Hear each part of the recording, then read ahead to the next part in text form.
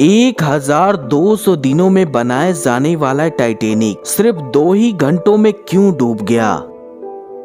10 अप्रैल 1912 ये वो दिन था जब दुनिया का सबसे बड़ा और सबसे महंगा तरीन टाइटैनिक जहाज अपने पहले सफर के आगाज पे जाने के लिए बिल्कुल तैयार था। उस दिन अटलांटिक ओशियन बिल्कुल खामोश था और समुद्री तूफान आने का दूर दूर तक कोई भी चांस नहीं था। जहाज में 1500 पैसेंजर भी सवार हो चुके थे और लाखों लोग डॉक पर टाइटैनिक के पहले सफर का आगाज देखने के लिए खड़े थे।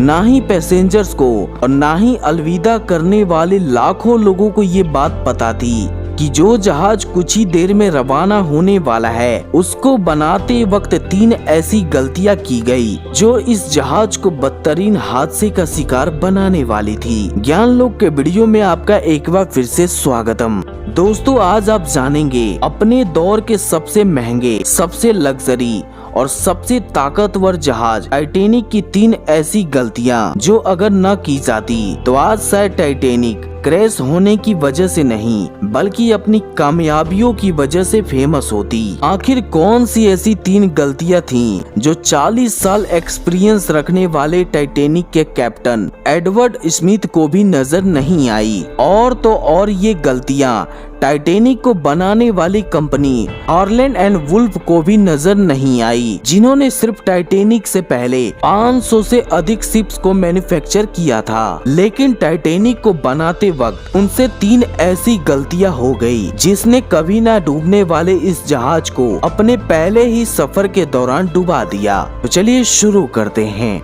मिस्टेक नंबर 1, जहाज का पहला सफर इंग्लैंड के साउथहैम्पटन से शुरू होना था, जिसका दिन 10 अप्रैल 1912 तय किया गया था, जिसकी मंजिल न्यूयॉर्क थी। इसलिए कैप्टन स्मिथ को शिप के मालिक की तरफ से डेडलाइन मिल चुकी थी कि किसी भी सूरत में 17 अप्रैल तक यानी सिर्फ 7 ही दिनों में न्यूयॉर्क पहुंचना था। इसी वजह से कैप्टन ने जहाज की स्पीड शुरू से ही बहुत तेज रखी थी और यही थी टाइटैनिक की सबसे पहली गलती। मिस्टेक नंबर 2, अब टाइटैनिक को चलते हुए 3 दिन गुजर चुके थे जो पिछले 72 घंटों से लगातार चल रही थी। ये 14 अप्रैल 1912 की शाम थी। समुद्र पर हर तरफ खामोशी और धुंध छाई हुई थी, जिसकी वजह से विजिबिलिटी भी काफी ज्यादा कम हो चुकी थी। उसी रात एक और बहरी जहाज जो कि टाइटैनिक से कुछ ही घंटे ही आगे था, उसके कैप्टन ने वायरलेस पर टाइटैनिक को समुद्र पर तैरती हुई आइसबर्ग के बारे में वार्निंग दी थी। और ये वार्निंग एक बार नहीं बल्कि पूरे 6 बार दूसरे शिप्स के कैप्टन को दी गई थी, जिसे टाइटैनिक के कैप्टन और वायरलेस ऑपरेटर ने मेहमान नवाजी करने के चक्कर में मिस कर दी, जो टाइटैनिक के लिए बेइंतहा खतरनाक साबित हुई। मिस्टेक नंबर 3, चूँकि जहाज की स्पीड भी जरूरत से ज्यादा थी और उनसे एक बहुत जरूरी वार्निंग भी मिस हो चुकी थी, टाइटैनिक अब तेजी से इन आइसबर्ग की तरफ बढ़ रहा था। लेकिन अभी भी टाइटैनिक को इस हादसे से बचाया जा सकता था,